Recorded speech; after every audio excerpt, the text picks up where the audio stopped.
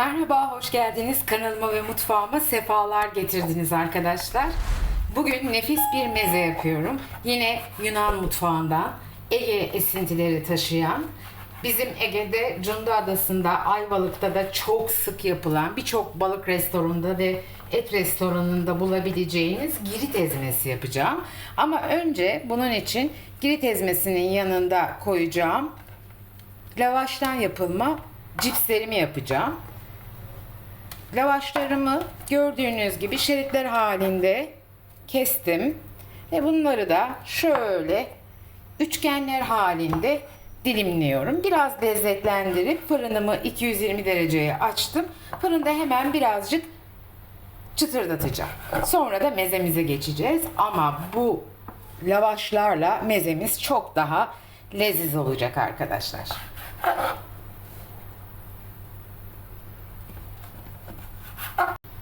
Tabanını yağladığım bir teflon tencereme kestiğim lavaşlarımı alıyorum.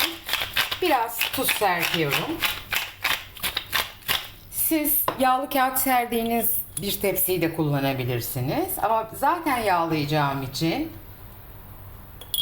ben hiç yağlı kağıt sürmeden sadece altını yağlayarak bir fırına dayanık tepsi kullanıyorum. Şimdi biraz tuz çektim. 1,5 çay kaşığı kadar kırmızı toz biber serptim. Şöyle çok azıcık da hemen bir tutam kadar elimle kırarak kekiğimi koydum. Şimdi bütün bunları harmanlıyorum. Hafif yağladım dedim ya, yağ da var tepsimde ama yine de şöyle bir yemek kaşığı daha yağ ilavesi yapacağım. Her yerini karıştıracağım. Arzu edenler sarımsak da koyabilirler. Şimdi bunları açıp yayıyorum. 220 derecede fırınım ısındı ve hemen fırınıma vereceğim. Kontrollü bir şekilde çıtır çıtır cips olana kadar, kızarana kadar fırınımda kalacak. İlk önce bunu yapıyoruz, sonra girit ezmemize geçiyoruz.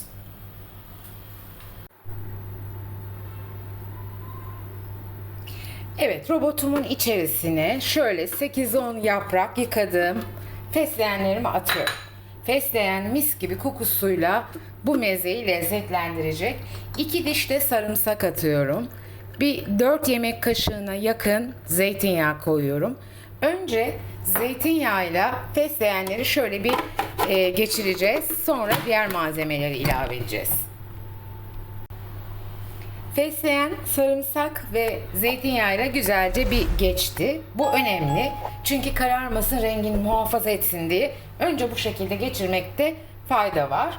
Şimdi yaklaşık bir 150 gram kadar benim çok sert, yumuşak olmayan ama çok da yağlı güzel beyaz peynirim var. Bu beyaz peynirlerimi ilave ediyorum. Bazı arkadaşlar lor peyniri koyuyorlar. Lorla yapılmaz arkadaşlar. Orijinalinde sert ama çok yağlı bir peynir lazım ki lezzetli olsun. Yağsız peynirle bu lezzeti asla yakalayamayız. Şimdi bir çay kaşığı kadar üzerine, ucuyla hemen karabiberimi atıyorum. Ve tekrar biraz daha zeytinyağı koyup tekrar çekeceğim.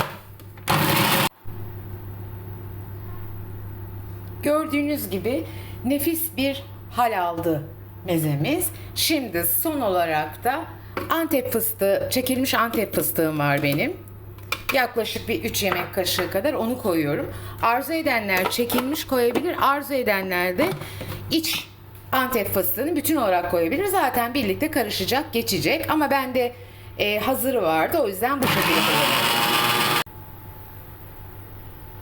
Evet arkadaşlar, nefis girit ezmem ve cipslerim hazır. Şöyle sunmak istedim ben. Üzerine hemen bir tutam daha Antep fıstığı tozu serpmek istedim. Çok azıcık hemen tekrar bir zeytinyağı damlatıyoruz. Ve üzerine de bir dal minik fesleğenimizi koyuyoruz. Ve şimdi tadına bakacağız. Muhteşem göründü ama tadını size anlatamam. Nefis girit ezmemiz hazır. Buyurun bakın. Şiir gibi, tablo gibi, gerçekten çok lezzetli oldu. Girit ezmesinin esprisi çok güzel bir beyaz peynirle yapılmasıdır. Gerçekten çok yağlı olan, lezzetli, tuzu yerinde, yağı yerinde olan bir sert beyaz peynirdir. Benim peynirim öyleydi.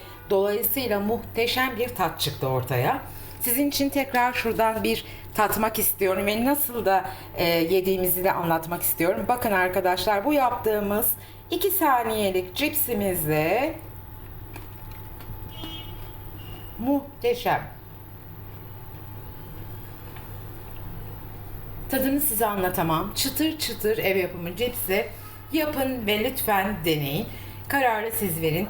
Eminim bayılacaksınız. Deneyecek olanlara şimdiden afiyet olsun diyorum. Elinize sağlık.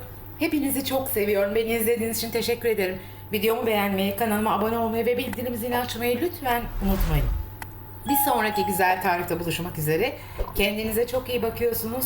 Sevgiyle kalıyorsunuz. Ağzınız hep tatlı kalsın. Hoşça kalın.